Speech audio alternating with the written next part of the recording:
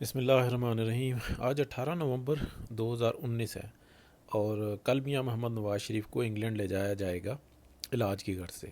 اور ہم حکومت کی طرف اگر دیکھتے ہیں تو حکومت کی بڑی دوغلی اور بڑی انتہائی گری ہوئی جو ان سے حرکتیں نظر آ رہی ہیں۔ ایک یہ ہمارے مشیر احتساب جو ان سے ہیں شہزاد اکبر صاحب، وہ فرماتے ہیں کہ میاں نواز شریف جہاں پہ بھی جائیں گے تو ہم یہ پیغام بھیجیں گے کہ یہ ایک سزا یافتہ مجرم ہے اور سزا بھگت رہا ہے، اور تمہیں بات کرتے شرم نہیں آتی۔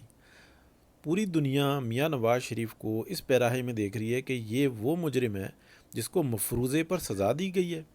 وہ اندھے نہیں ہیں تمہاری طرح کہ جس طریقے کے تمہیں یودھیے ایجنسیاں وہ ٹرینڈ کر دی ہیں، وہ اس طرح کے نہیں ہیں۔ وہ دنیا پورے طریقوں سے ہر چیز کو دیکھتی ہے۔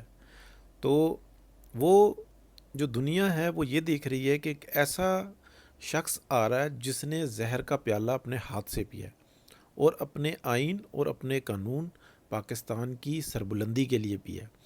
تو آپ جو باتیں کر رہے ہو وہ اپنی جگہ پر، پھر آپ کی باتوں کا کنٹرڈکشن دیکھیں کتنا ہے۔ ایک طرف کہتے ہیں کہ ہائی کورٹ میں حکومت کی فتح ہوئی ہے اور ان دونوں بھائیوں نے اپنے ہاتھ سے سب کچھ لکھ کر دے دیا، اور دوسری طرف آپ سپریم کورٹ جانے کی باتیں کر رہے ہو، تو شرم آنی چاہیے۔